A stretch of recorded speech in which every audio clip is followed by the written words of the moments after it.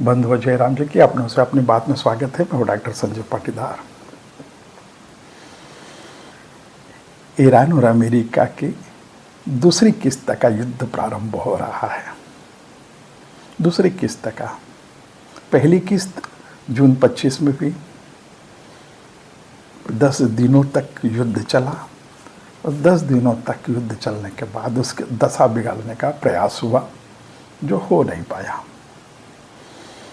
13 जून को इजराइल ने ईरान पर हमला किया था। फिर 22 जून 25 को B-2 बॉम्बर 37 घंटे की उड़ान भरकर ईरान की ओर चला और 30,000 पाउंड के बम के साथ ईरान के 3 परमाणु संयंत्र नातांज, फोर्दो, इस्फहान पर हमला किया और 30 टाम हाक क्रूज से भी हमला किया, मिसाइलों से। एक रोज के युद्ध से ईरान ने भी तीसरी कर ली और अमेरिका ने भी तीसरी कर ली। और अमेरिका ने उस समय कहा कि हमने ईरान के परमाणु संयंत्रों को नष्ट कर दिया है और युद्ध खत्म हो गया। बस इतनी सी बात थी। अगर परमाणु संयंत्र खत्म नहीं हुए थे तो ईरान ने पर अमेरिका ने और हमले क्यों नहीं किए? एक B-2 बॉम्बर के हमले से युद्ध उस समय 2025 में क्यों रुक गया? ईरान ने भी उस समय उसकी प्रतिक्रिया क्यों नहीं व्यक्त की? और जून 25 के बाद अभी मार्च में फिर वापस इजराइल अमेरिका ने मिलकर ईरान पर हमला किया। प्रश्न उठता है, स्वाभाविक प्रश्न उठता है कि इस 9 महीने में क्या पैदा हो गया? जून 25 से मार्च 26, इन 9 महीनों में ऐसा क्या पैदा हो गया?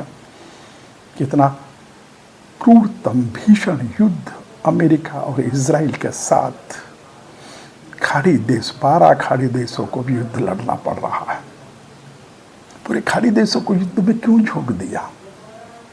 तो इसलिए कि इस 9 महीने में पैदा हुआ वेनेजुएला का मादुरो की गिरफ्तारी।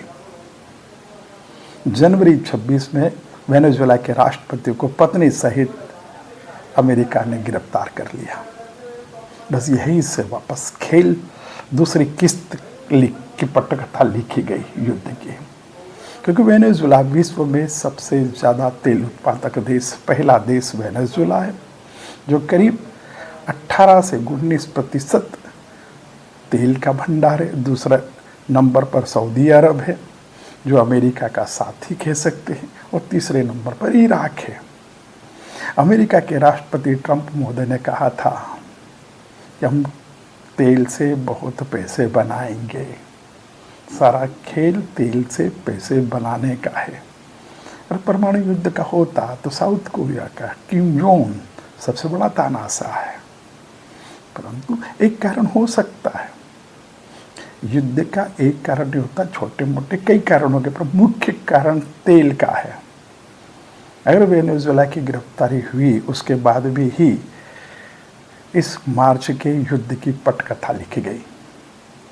और जितने खाड़ी देश है जहाँ तेल उत्पादक देश है, उन सब तेल उत्पादक देशों को युद्ध में झोंक दिया ताकि नष्ट हो जाए। और उसके बाद वेनेजुएला के साथ, इराक के साथ अमेरिका सारे विश्व को अपनी मर्जी के साथ, अपनी मर्जी की कीमतों पर, जैसे टैरिफ लगा करके पैसे कमाए थे, वैसे तेल की कीमतें दे करके पैसे कमाए। सारे खाड़ी देशों को झोंक दिया उन्होंने युद्ध में।